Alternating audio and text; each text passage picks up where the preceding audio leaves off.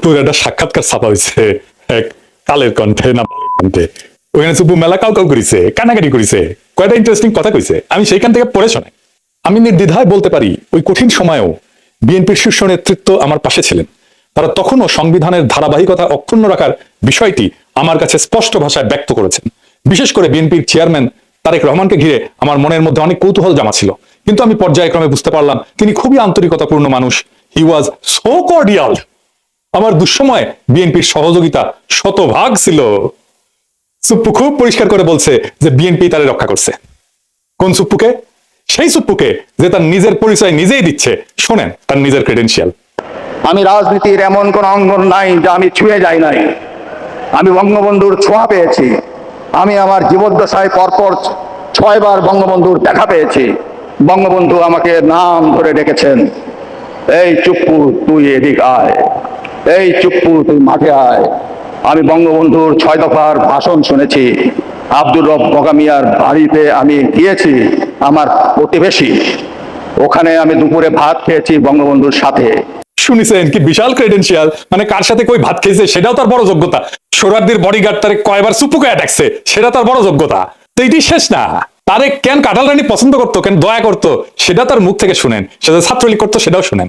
আমি যখন বঙ্গবন্ধুকে উপস্থাপন করেছি, স্বাধীনতার যুদ্ধকে উপস্থাপন করেছি আমার বক্তৃতায় জজদের সম্মুখে, তখন উনি আমাকে জিজ্ঞেস করেছিলেন তুমি কি রাজনীতি আপনি কি রাজনীতি করতেন? আমি বললাম জি মাননীয় প্রধানমন্ত্রী, আমি ছাত্রলীগ করতাম। তখন তিনি একটি নাম উচ্চারণ করে আমাকে বলছিলেন সে তোমার সিনিয়র। আমি তখন বললাম মাননীয় প্রধানমন্ত্রী সে আমার 10 বছরের জুনিয়র।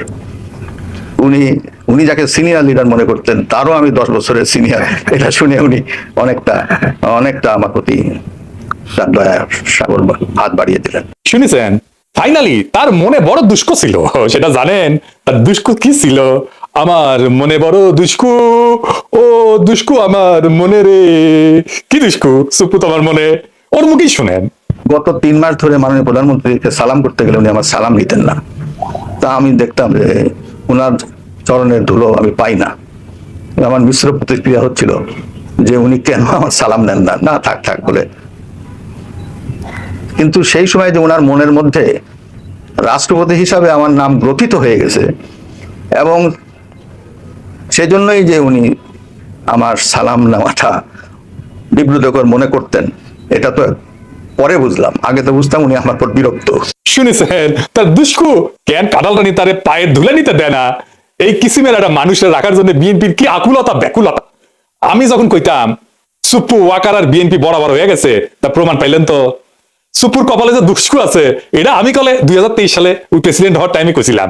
শুনেন হাসিনা নিজেও জানে সে নির্বাচনের সময় ক্ষমতায় থাকতেছে না, তাই তার একখান হিসু করে প্যান্ট না ভিজানো প্রেসিডেন্ট দরকার। সেজন্যই সুপ্পু। তাই সুপ্পু না সুপ্পু হইল প্রেসিডেন্ট কিছু আসে যায় না। এই সুপ্পু যতই অনুগত হোক, একটা ফেয়ার নির্বাচনের পরে নেক্সট সরকার প্রথম যে অধিবেশনে বসবে সেই অধিবেশনে যে বক্তৃতা দেবে না সুপ্পু, সেটা আইন অনুসারে বিজয়ী দল যেভাবে লিখে দেবে সেভাবে পড়তে সুপ্পু বাধ্য হবে। তারপরে কিন্তু বিজয়ী দল ইমপিচ করতে পারবে। সুপ্পুরে ইমপিচ করার মতো মেলা জিনিস আছে কিন্তু বিরোধী দলের হাতে। সুপ্পুর কপালে আগের দুঃখ আছে, হাসিনা বুঝবে আইরে কি সব কইরা আমি বানাইছিলাম প্রেসিডেন্ট, সে এখন আমার গালি দিতেছে সংসদে দাঁড়ায়। আজ দেখলাম খুব হাসতেছে সুপ্পু। আইসা নাও পরে কান্দিবা, যত হাসি তত কান্না কইয়া গেছে রামসন্না। শুনেছেন ঠিকই গুনে গুনে 3 বছর আগে কইছিলাম কলে মিলিল। এবার এখন দেখা যাক বিএনপি কি ড্রাফট করে দেয় তার বক্তৃতা। খেয়াল রাখেন বিএনপি কলে করার চেষ্টা করবে বক্তৃতা ড্রাফট সুপ্পু নিজে করেছে, আমরা কিছু কই নাই। নিজে ড্রাফট করে না আইন অনুসারে প্রেসিডেন্ট। আগে জানাই রাখলাম জুলাই বিপ্লব নিয়ে কি বলে সুপ্পু, জুলাই সনদ নিয়ে কি বলে, হাসিনার ফ্যাসিবাদ নিয়ে কি বলে, গুমখুন নিয়ে কি বলে, হাসিনার বিচার নিয়ে কি বলে, এগুলো খেয়াল রাখবেন, কারণ ওইটা ড্রাফট করে দেবে বিএনপি নিজে। তারেক রহমান এটা অ্যাপ্রুভ করবে, এটা মাথায় রাখেন। সুপ্পু কি বলে সেটাই বিএনপির কথা। সুপ্পু এটা ঘুষখোর, অর্থ পাচারকারী, দাগী অপরাধী এবং মিথ্যাবাদী। জেনে বুঝে বলতেছি, ওই তো দুবাই রেসিডেন্ট, জানেন না? দুবাই রেসিডেন্ট করে ওই বিচারক হিসেবে প্রথম কর্মজীবনে ছিল চরম ঘুষখোর এবং দুর্নীতিগ্রস্ত এক অমানুষ। টাকার বিনিময়ে রায় বিক্রি করতো। তার দ্বিতীয় কর্ম করতেছে দুদকে যোগ দেওয়ার পরে দুর্নীতির মামলা এবং অভিযোগ ফয়সলা করতো অর্থের বিনিময়ে, টাকা পয়সার বিনিময়ে। এ প্রসঙ্গে আবার পরে আসবো। আর তৃতীয় কর্মস্থল হচ্ছে এস আলমের দখলকৃত ইসলামী ব্যাংকের ভাইস চেয়ারম্যান ছিল। দেশের ব্যাংকিং সেক্টরে লুটপাটের শীর্ষ সহযোগী ছিল সে। খুনি হাসিনা ফ্যাসিস্ট দুঃশাসনের এই নরাধমের চতুর্থ অপরাধ কর্মের জায়গা হয়ে উঠছিল দেশের রাষ্ট্রপতির শাসন। তো এই যে মিথ্যাবাদী, চরম মিথ্যাবাদী, এটা দেখাই দেবো। আজ দেখাই দিয়ে এই যে সাক্ষাৎকার দিচ্ছে না, কি কইছে দেখেন। এই যে দেশের বিভিন্ন জাতীয় গুরুত্বপূর্ণ দিবসগুলোতে রাষ্ট্রীয় ক্ষণপত্র প্রকাশিত হয়, সেখানে রাষ্ট্রপতির ছবি ও বাণী দেওয়া বন্ধ করে দেয় অন্তর্বর্তী সরকার। ক্ষণপত্র ঠিকই প্রকাশিত হয়, তাতে আমার বাণী দেয় না। আপনারা খোঁজ নিয়ে দেখেন গত 1.5 বছরে আমার কোনো বাণী গেছে কিনা। আচ্ছা আপনারাই দেখেন, আপনারা দেখেন কত বড় মিথ্যাবাদী। গত বছর স্বাধীনতা দিবসে ওর বাণী দেখেছেন, এই যে বিজয় দিবস করপত্র ওর বাণী দেখেছেন, 5ই আগস্ট জুলাই অভ্যুত্থান দিবসও তার বাণী ছাপা হয়েছে দেখেছেন, কেমন ডাহা মিথ্যা কথা বলে দেখেছেন। আচ্ছা এডিটর সাহেব, আমি কি চুপ করে গালি দিতে পারবো? পারবো না কেন? রোজা রমজানের দিন তাই। ও আচ্ছা ঠিক আছে, আপনার কথা মেনে নিলাম, চুপ করে গালি দিলাম না। এবার আসেন, কাটারানি আমগা দেশে প্রেসিডেন্ট বানিয়েছিল কোন কিসিমের মালকে, আর বিএনপি যার প্রেমে দেওয়ানা সে কেমন মাল সেটা আমরা দেখি। সুপু 71 সালে মুজিব বাহিনীতে জয়েন দেয়, ওই তারপরে ইন্ডিয়ার দেরাদুনে ট্রেনিং করে। এই ট্রেনিং এর বন্দোবস্ত করে কে জানেন? ভারতীয় গোয়েন্দা বাহিনী রয়ের জেনারেল উবান, সে ছিল ট্রেনার। মুজিব বাহিনীর উদ্দেশ্য ছিল স্বাধীনতা যুদ্ধকালে বাংলাদেশে যে বিপ্লবী যুব সমাজের উত্থান হয়েছে তারা খতম করা, মানে বামপন্থীদের খতম করা।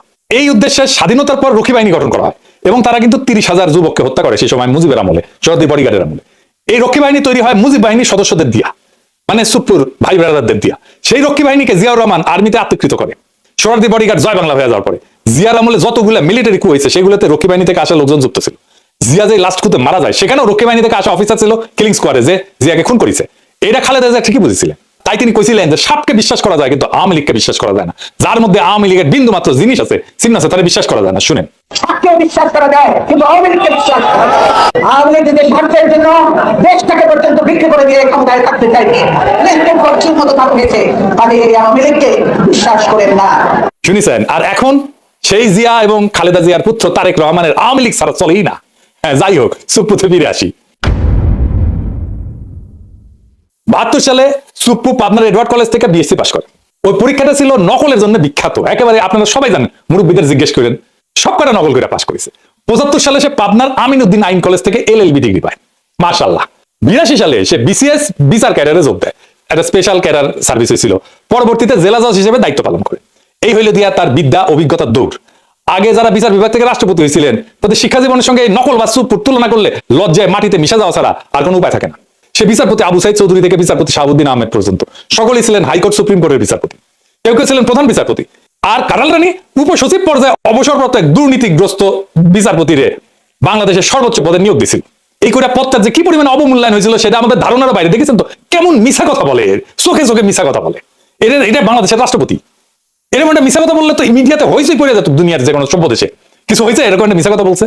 2001 সালে নির্বাচনে পরাজিত হওয়ার পরে আওয়ামী লীগ অভিযোগ করে যে বিএনপি, আওয়ামী লীগ এবং সহযোগী সংগঠনগুলোর নেতাকর্মীদের উপরে হামলা করেছে। পরবর্তীতে আওয়ামী লীগ যখন ক্ষমতায় আসে 2008 সালে, তখন ওই অভিযোগ তদন্তের একটা কমিশন গঠন করে। সেটার প্রধান হিসেবে এ শাহাবুদ্দিন চুপুরে নিয়োগ দিছিল কাটাল রানী হাসিনা। সে বিএনপির বিরুদ্ধে তদন্ত করেছিল, তদন্ত রিপোর্ট দিছিল। হাসিনা কত ঘনিষ্ঠ, কতখানি ডিপেন্ড করতে দেখে, তার উপরে ডিপেন্ড করছে তারেক রহমান। দেখেছেন 2011 সালে হাসিনা চুপ্পুকে দুর্নীতি দমন কমিশন হিসেবে নিয়োগ দেয়। ওইখানে তার প্রধান কাজ ছিল পদ্মা সেতুতে যে বিশ্ব ব্যাংক দুর্নীতির অভিযোগ উত্থাপন করছিল না, সেটা তদন্ত করা। আশ্চর্য হওয়ার কিছু নাই যে হাসিনার পদলে এই চুপ্পু তথাকথিত তদন্ত শেষে দাবি করে বিশ্ব ব্যাংকের অভিযোগ মিথ্যা। এর নিয়ে আবার সে গব্বও করেছিল। এই ভূমিকার কারণে সে হাসিনার আস্থা এবং বিশ্বাস অর্জন করে। 2011 থেকে 2016 সাল পর্যন্ত যে দুর্নীতি দমন কমিশনার ছিল, ওই সময় বাংলাদেশের দুর্নীতির এত ব্যাপক বিস্তার ঘটে যে হাসিনার পুরা শাসন আমলে $234 বিলিয়ন বিদেশে পাচার হয়ে যায়। চুপ্পু এবং তার দুর্নীতি দমন কমিশনের সহকর্মীরা এই অভূতপূর্ব দুর্নীতির ঢাল হিসেবে ব্যবহৃত হয়েছিল। বুঝিস, বাংলাদেশ থেকে যে পাচার হয়ে গেছে অর্থ, সেইটা ঢাল ছিল এই চুপ্পু। পরবর্তীতে চুপ্পু এসালমের মালিকানাধীন ইসলামী ব্যাংকের ভাইস চেয়ারম্যান পদে চাকরি নেয়। প্রেসিডেন্ট পদে মনোনয়ন পাওয়ার আগ পর্যন্ত এই পদেই চাকরি করতো। আদারি যেমন মোদির ক্যাশিয়ার, যেমন এসালমও কাটাল রানী হাসিনার ক্যাশিয়ার। জানেন তো এটা। শাহাবুদ্দিন চুপ্পুর নজরদারিতে ইসলামী ব্যাংক জয় বাংলা হয়ে যায়। এবং এসালমের সাথে আমাদের শিলং সালাউদ্দিনের একটা গুটু আছে, জানেন তো। এই জন্য এইটাই হইতেছে আসল ব্যাপার, বুঝিস। তার সাথে কেন বিএনপির এত সম্পর্ক? এই যে কালের কণ্ঠে সাক্ষাৎকার নিল, ওই একই বসুন্ধরা গ্রুপের দৈনিক বাংলাদেশ প্রতিদিনে 2023 সালের 12 ডিসেম্বর লেখা লিখেছিল উপসম্পাদক হিসেবে। এ চুপ্পু কেন 2024 সালে হাসিনা জরুরি, কেন হাসিনা ক্ষমতা টানতে হবে সেটা লিখেছে। সে কইছে 2001 থেকে 2006 সাল পর্যন্ত তৎকালীন বিএনপি জামাত সরকারের দুঃশাসন এবং পরবর্তীতে তথাকথিত তত্ত্বাবধায়ক সরকারের কর্তৃত্বে দেশের সমাজ, অর্থনীতি ও রাজনীতিতে যখন অন্ধকার নেমে এসেছিল, ঠিক তখনই প্রায় 3/4 মানুষের সমর্থন নিয়ে ত্রাণকর্তার ভূমিকা অবতীর্ণ হয়েছিলেন বঙ্গবন্ধু কন্যা, সে দেশরত্ন শেখ হাসিনা। 21 শতকে বাংলাদেশের ঘুরে দাঁড়ানো মূলত সেইখান থেকেই শুরু। না এটি শেষ না, আরো আছে, রান্নাঘরে আরো আছে। সে তারেক রহমান খালেদা জিয়া নিয়ে কি বলেছিল আসেন সেটা আউট করতেছি। সে খালেদা জিয়া তারেক রহমানকে নিয়ে পেয়েছিল সভা সমাবেশে আওয়ামী লীগ বিএনপি হাক ডাক যাই হোক। নির্বাচন নিয়ে নিকট অতীতের সবচেয়ে সুন্দর মন্তব্যটি করেছেন আওয়ামী লীগ সভানেত্রী প্রধানমন্ত্রী শেখ হাসিনা। তার ভাষায়, দেশের মানুষ বিএনপির সময় কি পেয়েছে আর আওয়ামী লীগের সময় কি পেয়েছে সেটার তুলনা করতে হবে। জনগণ কাকে ভোট দেবে, আওয়ামী লীগের বাইরে আর কে আছে? কারা, কেন, কি কারণে, কোন সুখের স্বপ্নে, কোন আশায় বিএনপিকে ভোট দেবে? ভোটের হিসাব নিকাশ যদি বাদও দেওয়া হয় এবং বিএনপি দ্বাদশ জাতীয় সংসদ নির্বাচনে অংশও নেয়, তাহলে তাদের দলের প্রতিনিধিত্ব করবেন কে? একদিকে একজন এতিমের টাকা আত্মসাৎ করে দুর্নীতির দায় সাজাপ্রাপ্ত, মানে খালেদা জিয়ার কথা কইছে, অন্যজন 21 আগস্ট গ্রেনেড হামলা 10 ট্রাক অস্ত্র মামলা সাজাপ্রাপ্ত আসামি হয়ে দেশান্তরে, সম্প্রতি তার বিরুদ্ধে গ্রেপ্তারি পরোয়ানাও জারি হয়েছে। দেখিস কি প্রেম! তারেক রহমান তো প্রেমের দেওয়ানা সুপ্পুর, কিন্তু সুপ্পুর কেমন প্রেম সেটা দেখিস। বড় প্রেম তো কাছেও টানে না, দূরেও ঠেলিয়া দেয়। এই সুপ্পুরের প্রেম কেন বিএনপি এত? আমরা যখন সুপ্পুর অপারেশন চাইতেছি সেই টাইমে তারেক রহমানের সাথে আমার একটা মিটিং হয় জুমে। আমি তারেক রহমানকে বলছিলাম যে সরাসরি আপনারা তো সুপ্পুকে ডিফেন্ড করতেছেন, কেন করতেছেন? তো উনি বলছিলেন, দেখেন দাদা, উনি আমার দাদা বলেই ডাকতেন, আপনি যেমন দেশে ফিরতে চান আমিও ফিরতে চাই, আমার মেয়েটাও দেশে ফিরতে চায়, ও ছোটবেলায় চলে আসছে, প্রেসিডেন্ট অপারেশন হলে আমার সেই দেশে ফেরাটা ঝুঁকিতে পড়বে। আমি অন রেকর্ড বলতেছি এই কথাই উনি আমাকে বলছিলেন। আমি বললাম যে আমি তো বুঝলাম না, আমি ওনার ভাইয়া বলি, আমি তো বুঝলাম না মানে আপনার কেন দেশে আছে ঝুঁকিতে পড়বে। তাই আবারও জিজ্ঞেস করলাম যে আমি যখন বুঝলাম না দেশে ফেরাটা কেন ঝুঁকিতে পড়বে, উনি বললেন যে বিস্তারিত বলবো না দাদা, কিন্তু আমি কনভিন্স যে এটাতে সমস্যা হবে। তো সমস্যাটা কি? সমস্যা হচ্ছে যে দেশ বদলাই যাইতেছিল, দেশটাকে আগের অবস্থায় ফিরে নিতে হবে, সেই আগের বন্দোবস্তে, দেশ সেই আগের বন্দোবস্তে ফিরে যাইতেছে। আওয়ামী লীগের অফিস খুলতেছে, ইনকিলাব আজাদী, এই সমস্ত শব্দ নিয়ে বিএনপির নেতার মধ্যে চুলকানি শুরু হয়েছে, ফুন্দের আলো দিল লিস্টার আবার আগের চেয়ারে ফিরে এসেছে, এমনকি তারা লেখাচাপা দিতেছে ইনকিলাব আজাদী কেন আমাদের বলা উচিত না। এই নিয়ে যে ইনকিলাব জিন্দাবাদ স্লোগান বিএনপি নিজে দিছে, সে বিএনপি এখন সেটাতে ডিজোন করতেছে। দেখিছে 4 আগস্ট সে ইনকিলাব জিন্দাবাদ স্লোগান দিয়া ফেসবুকে পোস্ট দেয়, আর এখন তার ইনকিলাবে চুলকানি হয়, রক্তক্ষরণ হয় নাকি? কোনটি থেকে রক্তক্ষরণ হয়? এত কিছু হইতেছে আওয়ামী লীগের সাথে বিএনপির যোগাযোগের মাধ্যমকে। সুপ্পুই ছিল মিডিয়াম অফ কমিউনিকেশন, সেই বাংলাদেশ ইন্ডিয়ান এস্টাবলিশমেন্টের সবচেয়ে বিশ্বস্ত লোক, তাই তাকে দরকার ছিল বিএনপির। বাংলাদেশে মুজিব বাহিনী হইতেছে ইন্ডিয়ার সবচেয়ে বড় স্ট্র্যাটেজি গেছে, সুপ্পু মুজিব বাহিনীর সদস্য হিসেবে ইন্ডিয়ার সবচেয়ে বড় স্ট্র্যাটেজি গেছে, এবং তার মাধ্যমে এই সমস্ত ভুট হয়েছে। কারণ একটাই, সে পুরনো বন্দোবস্ত, পুরনো লুটপাটের জামানা আবার ফিরে আসতেছে। ওটা ফিরে আনাটাই ছিল আসলে বাংলার লুথার কিং এর প্ল্যান। এই কথাটা খুব স্পষ্টভাবে হাদি বলছিল। প্রচারী 19 সরকার আর বিএনপি কেমনে জুলাইয়ের সাথে গাদ্দারির রাস্তা তৈরি করছিল শোনেন। আমি আপনাদেরকে বলে রাখি, যদি আওয়ামী লীগ কোনোদিন এই গণহত্যাকারীরা দেশে ফিরে আসতে চায় বা আসার কোনো অবস্থাও তৈরি হয়, তার দুইটা দায় সমানকে, দুজনকে নিতে হবে। রাজনৈতিক দল হিসেবে সবার আগে তার দায় নিতে হবে বিএনপিকে। বিএনপির এই ব্লান্ডারের কারণে এই দেশে আওয়ামী লীগের তার পরিস্থিতি তৈরি হবে। আর দ্বিতীয়ত এই সুশীল এনজিওবাদী সরকার, যে না পুলিশ সংস্কার করে, সে না পুলিশ নিয়োগ দেয়, না গ্রেপ্তার করে, না সে রুল করে, না সে কুইট করে, সে কিচ্ছু করে না, সে শুধু ফেসবুকে পোস্ট দেয়। শুনেছেন তো? এবার বুঝেছেন তো কেন হাদিরে মরতে হয়, কেন হাদিরে শহীদ হইতে হয়? বুঝেছেন? বিপ্লব এভাবে ব্যাহত হয়ে যায়। এখন প্রশ্ন করতে পারেন, আমরা কি এতদিন মিসাই লড়াই করলাম? এত ছাত্র জনতা কি হুদাই জীবন দিল, রক্ত দিল? পৃথিবীতে কোনো রক্তই বৃথা যায় না, কোনো হাহাকার, কোনো কান্না চাপা পড়ে না। মজলুমের আর্তনাদ কোনোদিন বাতাসে মিশা যায় না, মজলুমের আর্তনাদ কোনোদিন পাথরের নিচে চাপা পেরে থাকে না। 24-এর বর্ষা বিপ্লব একটা পুরা জেনারেশনকে পাল্টাই দিছে, তার মন মানসিকতা, তার চেতনাকে পাল্টাই দিছে। এই বদলটা বাংলাদেশের চেতনা থেকে কোনোদিন মুছে যাবে না। জুলাইয়ের সাথে গাদ্দারি করে বাংলাদেশে কেউ ক্ষমতায় থাকতে পারবে না, বিএনপিও না। কারণ জুলাই জিন্দা আছে, বিপ্লব জিন্দা আছে, শহীদেরা জিন্দা আছে। জুলাইয়ের সাথে গাদ্দারি করলে আবারও রাস্তায় নেমে আসবে আরো একবার সেই রুহানি প্লাবন, বাতিলের ভাষায় নিয়ে যাবে আরো একবার। সেই দিন আমরা নিশ্চিত করব ফ্যাসিবাদের পুরনো বন্দোবস্তের সবকিছুকে আমরা সেই রুহানি প্লাবনের সাথে ভাষায় দেশটার জঞ্জাল সাফ করব। সেটাই আমাদের আজাদী।